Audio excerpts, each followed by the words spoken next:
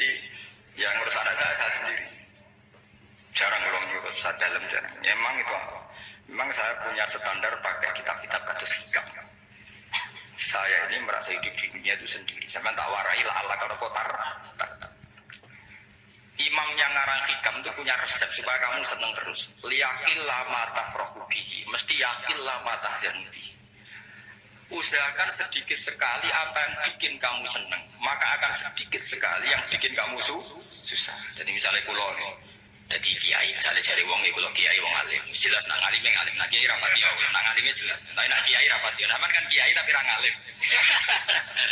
Nah kulo nak ada wong alim malah beliau jelas. Nak kiai rapat dia, kulo rapatin nurut, tapi aturan masyarakat rapatin apa? Nah sampean kiai tapi orang nopo alim. Ya betul. Enggak, ini memang bedanya jauh. Ya, mungkin lebih kiai sampean ya. Cara deg-deg tuh meyakinkan sampean. Tapi cara artine donga piye paham aku. Lha boten iki nyata, tapi rasa tersinggung. Napa barang-barang napa? Nyata. Nah, kalau sering ditakoki kiai masalah. Resep apa jenis? Konjinan rata susah, dal kita rata wiridan atau muhaisisip. Resepnya ilmu itu gini kata hikam. Ulama yang kayak hikam itu pernah ngarang kitab tuh saking syukurnya entah saking angkuhnya terserah komentari. Kamu harus yakin bahwa di sisa hidup Anda itu tidak akan maksiat lagi.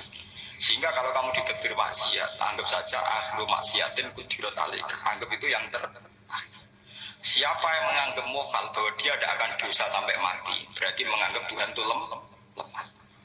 Karena cara berpikir kita kan bayangkan hidup itu 40 tahun lagi. Misalnya saya sekarang buat 40, bayangkan umur kadang 4 tahun meneh. Sampean misalnya umur selawe, bayangkan selawe tahun meneh. Sehingga nganggap dalam durasi ini selawe tahun kok orang maksiat kan mukhal. Apalagi sampai sudah tahu maksiat itu bakat tempat. Ya maksiat di kelas-kelasan, nak bikin pacaran. Nak wong iso omah yo nakal, nak sing setengah soleh ya berbau proposal ya sesuai kontaknya dhewe-dhewe. Itu kan urusan masing-masing. Ya itu kan urusan masing. Moe wati sabu ala apa? Ngono ora ono sing romo wati sabu. Ora bengar wali songo, mbok kangen wali songo, mbok golek selisih wa napa? Alam. Sing roh pangeran tiap. Mbok kangen wali, mbok golek selisih margin. Niku pokoke wa napa? Itu kan urusan jenengan mbek pangeran, bukan urusan kula. Tapi tetap saya sebagai ulama mengingatkan, niat itu ditoto. Begini, ulama dulu itu ngitung hidup itu hanya 2 menit, 2 detik. Sehingga dia ya gampang saja. Kayak imam, kayak kanjeng Nabi itu, ya Rasulullah kenapa tidak menyediakan makan untuk besok? Saya itu tidak yakin kalau hidup saya sampai besok. Ya sudah begitu cara, ya sudah tenang saja. Kalau sampai kan bayangkan hidup 4 tahun lagi, 5 tahun lagi, sehingga arah mangan itu wedi tenang. Padahal bolak-balik zaman cilik ramangan itu tetap wedi. Jadi cara berpikir Nabi itu begitu. Begitu juga cara pikir sahabat, cara pikir ulama-ulama yang waras itu begitu. Lalu saya itu pernah melarat di Jogja, zaman pertama merantau itu kalau santai saya bilang, Gus kok tidak punya beras ya? Tapi aku yakin nasi syukurin paling. Gue butuh mangan sesuk, anak sesuk ijek nopo. Cara berpikir ulama itu begitu. Sehingga melihat maksiat juga gitu. Alhamdulillah aku jauh urip 1 detik, 2 detik, 2 menit. Sehingga hidup. Dan itu sudah cukup untuk lapatkan la ilaha illallah. Makanya kata ngarang hikam, betapa murahnya Allah. Surga itu hanya bisa dibeli dengan 2 menit. Karena surga itu senilai la ilaha illallah. Miftahul jannah la ilaha illallah. Itu cukup 1 menit. Berarti surga itu regane mau 1 menit. Dan karena dia nganggap hidup itu 1 menit ke depan, la ilaha illallah, ya sudah. Dia ngitung hidup itu per menit. Kalau sampean kan enggak, per 10 tahun, per 20 tahun. Sehingga kriminal betul, cara pandang sampean itu kriminal betul. Sehingga bayang lo kudu di duit, kudu di buju, nak kiai kudu di pengaruh. Nah kalau saya enggak, saya meskipun tidak sehebat itu, tapi mewarisi keilmuan mereka. Jadi misalnya saya jadi ulama itu bayang lo, di santri musito. Islam, pokoknya ke Ahmadiyah ya gitu saja. Ya pokoknya sudah gitu. Orang bayang lo santri yang pimpinan fatwa khusus, salam tempel, demen gelo, demen apa? Lo tanyakan santri-santri saya itu mungkin belum pernah istri saya bikin kopi. Bisa dihitung tuh. Karena saya itu sederhana saja. Misalnya saya pergi dari Jogja ini yang nyata salam, bayang lo bujuk gue semaca, bayang lo kopi, buka no lawang malah kecewa. Seperti umumnya orang kan gitu. Semerantau ada itu yang bojoku nyuambut, digekno kopi, digodhogno banyu hangat, teman bareng teko bojone wangep iku kukur-kukur. Karena tarifnya dia ideal, maka mudah kecewa kalau itu tidak terjadi. Nah, kalau buatan sebagai apa Yogyo, ibu juku cek utuh Islam, nak sholat 5 bulan ya sudah gitu kan. Pakai standar yang minimalis. Saya dari rumah nggak sampai ngaji ya, pokoknya ya melek, ya sudah nak sholat 5 apa, mulanya sudah gitu. Andai kan saya pakai standar maksimal, maka akan mudah kecewa.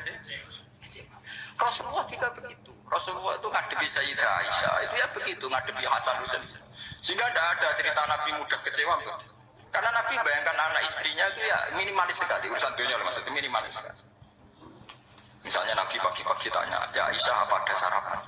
Enggak ya Rasulullah, ya ikan aslumu kan, itu saya puasa.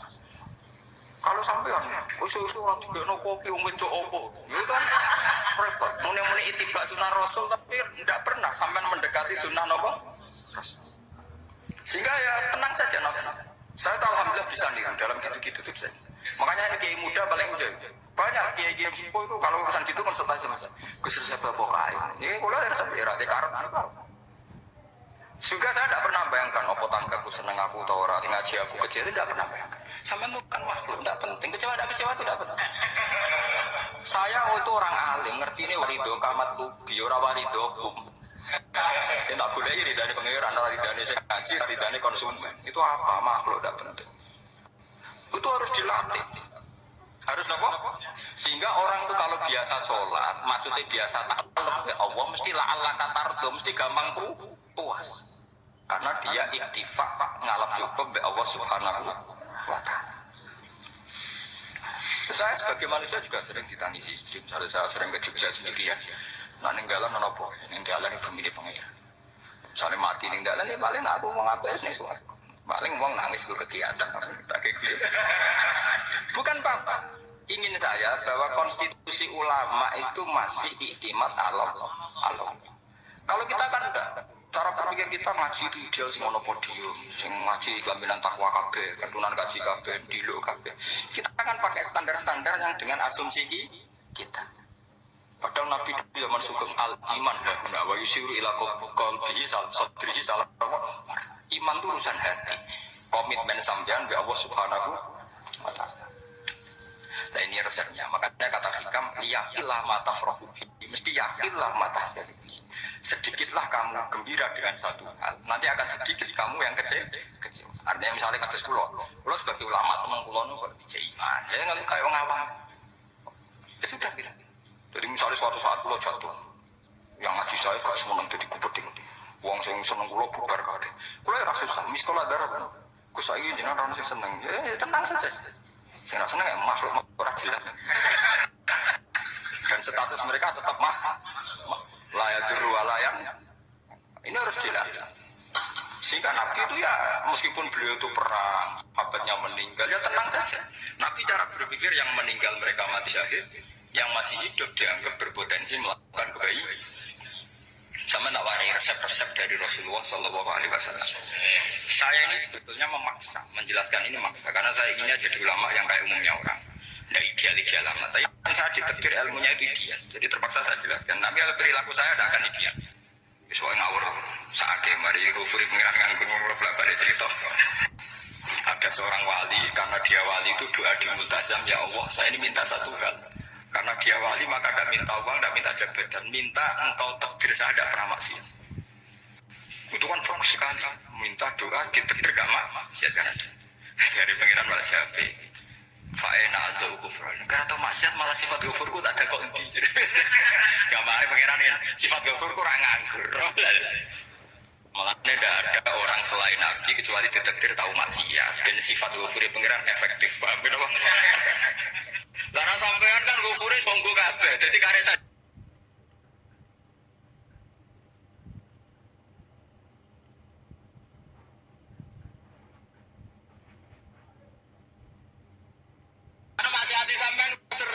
Jadi sifat ghafure wis berlaku aktif. Saya karek nunggu sifat tadi itu paham ya tadi? Itu beda dengan wali-wali. Sifat sadidul iqab mau aktif mereka tidak punya dosa. Malah pangeran bingung gak kok sifat ghafur. Apa yang ada kok ghafur atau itu? Dosa. Tidak kok isa ditilik kok gak tahu maksiat. Jadi pangeran malah sing bingung. Nak ora tau maksiat ghafur kok tak kok tim. Kok ora tau maksiat wong iku ora tau apa? Tidak kok isa ditilik kok gak mungkin atau maksiat. Lah pangeran apa dak kok ghafur kan syaratnya dosa sih. Sampeyan kan walian. Ghafure wis dintekno. Keseringan kepake, paham ya? Karena apa? Karena saya ditulikom. Ya itu memang standar Tuhan. Semua Quran itu kalau nyeritakan begitu. Nabi ibadi anni anal ghafurur rahim. Kau laku ceritani aku ghafurur rahim. Tapi yo ceritani wa anna adabi wal adabul alim. Jadi nabi ibadi anni anal ghafurur rahim wa anna adabi wal adabul alim. Kalau Nabi Ibrahim, Nabi Muhammad orang inna rabbaka lasariul iqab. Pangeran cepat nyiksane. Tapi wa innahu laghafurur. Jadi dua sifat ini pasti aktif. Dan tentu ulama itu senang sifat ghafur itu ya meskipun aktif, tapi mereka tidak pernah ngambil fasilitas sifat Allah. Kalau baleni malih. Sehingga kayak Sayyidina Umar radhiyallahu anhu ketika beliau pertama jadi khalifah, ini cerita di kitab Hayati Sahabat. Pertama dia jadi khalifah, orang mengira dia akan ngomong hal-hal yang besar, visi besar tentang negara, visi besar tentang izzatil Islam wal muslim. Tapi ketika Umar pertama pidato begini, ayuhal muslimun ayuhan nas, ana, jadi kata Sayyidina Umar, ana gulamun min bani Makhzum, akulu min kholati. Saya ini pemuda dari Bani Makhzum. Kecil saya bisa makan karena bulik-bulik saya punya kebun kurma yang kalau saya memanen diobahi beberapa biji dan itu menjadi kuti wahayati, menjadi saya bisa hidup. Terus wassalamualaikum warahmatullahi wabarakatuh. Orang penasaran semua, orang jadi khalifah pertama dibenem jadi amir mukminin, pidatonya ngenang masa kecilnya ra kelar mangan, kelare mangan mergo buruh bulike, paham ya? Ngondoh kurma terus dikai tamarotin beberapa kurma sing dadekno iso dan itu saya pakai sampai ketemu Allah SWT saya pakai. Misalnya sekarang saya mulia, misalnya kalau dibilang mulia ya ono sing nyuci ono sing husnuzon ono sing hormat macam-macam sawangane itu bodoh sekali kalau saya menikmati itu bodoh sekali. Paling banter nikmati dicucuk dihormati itu apa, tapi kalau nikmatnya bisa makan saat itu tuh nyawa. SBY jadi presiden prestasi, Gus Dur jadi presiden prestasi, tapi umumnya presiden tetap mangan. Prestasi tertinggi adalah bisa makan, sedisap dirungki, gue jogonya. Makanya Umar mengingatkan, sebetulnya nikmat tertinggi saya itu tidak saat saya jadi khalifah, saat itu kok aku bisa mangan, coro gak aku mati. Paham ya? Jadi itu luar biasa. Kita ini kan menjadi angkuh karena ngitung nikmat itu yang besar-besar, punya prestasi, punya. Kalau saya enggak, ngitung nikmat itu keluar mangan gak mati, kan gampang. Sehingga saya tidak mudah kecewa karena tarifnya minimalis, gak gampang apa? Jadi misalnya kalau kapan-kapan kok bro, Gus ini gitu, merasa ini jangan ngeten-ngeten, oh lo itu ya gak apa-apa. Kalau di status kiai kan seakan-akan ngomongnya sakral, seakan-akan mati. Tapi nah ini status, oh makhluk itu ngomong-ngomong, ya sudah kan. Menjadi kan distatuskan sebagai apa? Makhluk. Tentu makhluk statusnya la yadurru wala yang. Di sini ini penting orang-orang ahli tauhid tentu tidak punya kesusahan. Innalladzina qalu rabbuna wa tsumma istaqamu. Itu mesti tidak ada kesusahan sama sekali. Misalnya ulama-ulama dulu mau mati ya tenang saja. Mati kedua itu mati paling menantang ya, menyenangkan sekali. Karena mati yang seru itu mati zaman Al-Adam. Misalnya saya kelahiran tahun 70. Tahun 40 50 kan belum ada saya, itu mati yang sejati karena Al-Adam. Napa? Al-Adam tidak ada. Mati yang nanti itu mati yang petualangan karena saya mati setelah menyaksikan kekuasaan Allah, setelah husnuzon sama Allah, sehingga mati yang menuruti kerinduan akan ketemu sang kekasih. Makanya Jalaluddin Ar-Rumi ketika mau meninggal dan orang-orang muridnya nangis, dia marah-marah. Hei murid-muridku, betapa bodohnya engkau. Saat ini yang saya tunggu, saya sudah menyesal sampai Allah tidak senang. Aku kecewa waktu makhluk-makhluk kau itu. Saya ini supaya aku boleh ikhlik dan tidak senangi malah buat tangi. Cuk bodoh nih gue. Saat-saat yang tenten ini malah buat tangis. Betapa aku lamanya menunggu kematian ini. Mereka hidup itu keterpisahanku be Allah. Kemudian ketemu kue. Malah nih Jalaluddin Rumilah yang mengistilahkan mati itu malam pengantin. Makanya fal'an awanus sirok minkum wa awan wisol habibi. Ini saat yang indah karena ketemu dengan berpisah dari makhluk-makhluk yang tidak penting menuju sama Habibi kekasih. Dia misalkan mati itu malam pengantin. Semenjak istilah itu populer di Jawa nak ono ngipi jadi nganten takwilane mati. Itu filosofi sufi, ya filosofi apa? Lah niku begitu juga sahabat-sahabat dulu.